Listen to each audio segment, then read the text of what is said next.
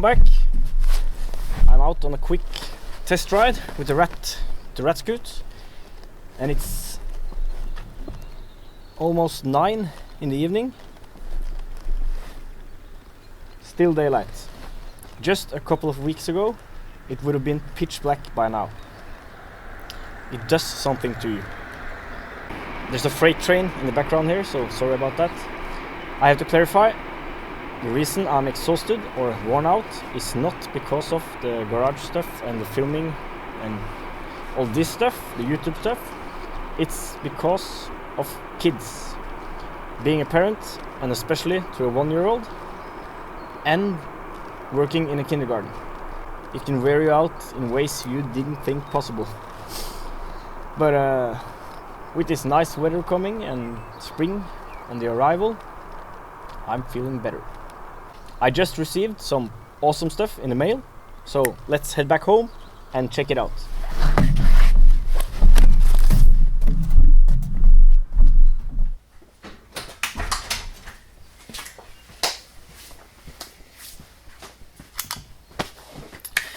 So, this is about a week later. First, my girlfriend got caught pneumonia, lung sickness. I think it's called pneumonia, and a high fever.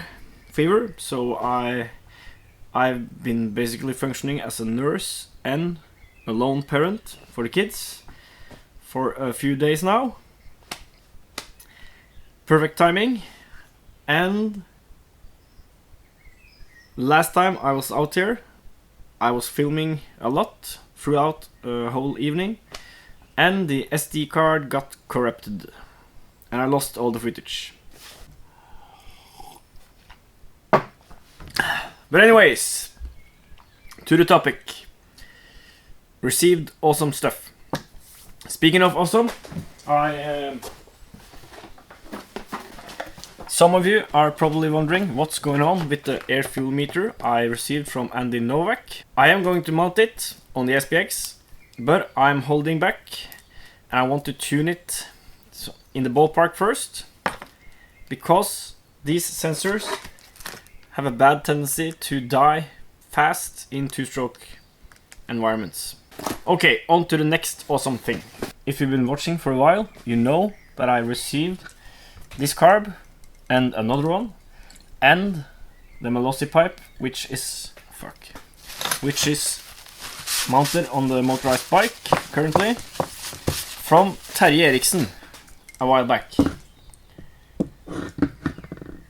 Now this time he's overdone himself, and he has sent me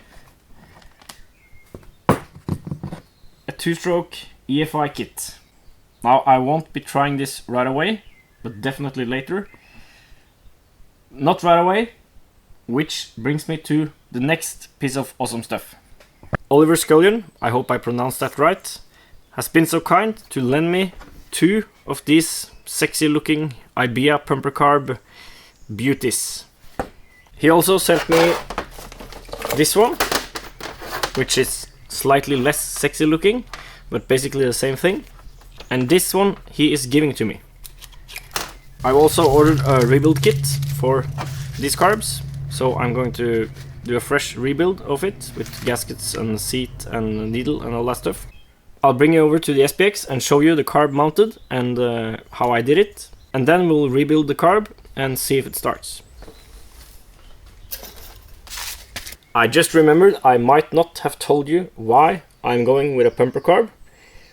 So you remember the fuel fountain issue? Fuel spewing out of the carb? Well, a pumper carb should be pretty tolerant to vibration. Almost. It shouldn't affect it much at all. So no chamber with fuel that will start foaming and spewing out of every hole.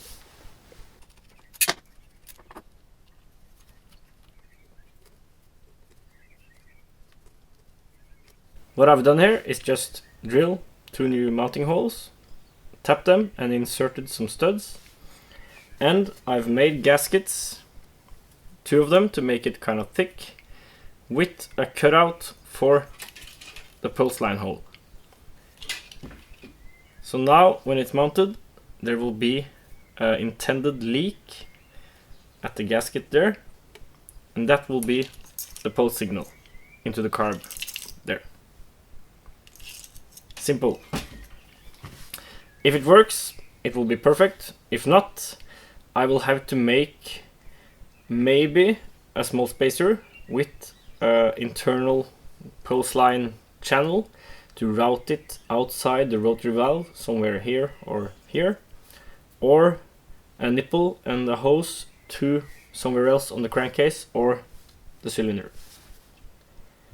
But I hope this works, because it will give me the shortest intake and the simplest solution.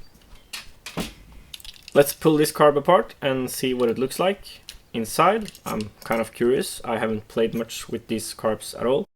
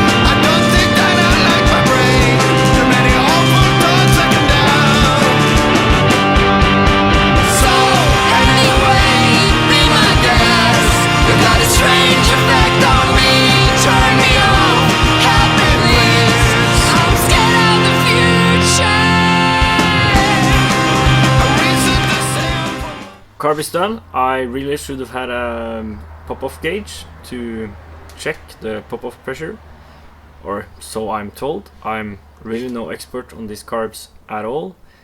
So if you want to know more about how to tune and how to set various things on these carbs, go somewhere else, or at least give me some time to get some experience with them, and maybe I can help you.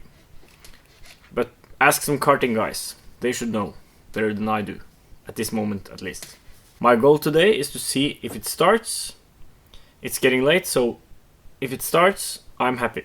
I'll set all 3 needles at 1.5 turn out as a starting point, and we'll see how it behaves.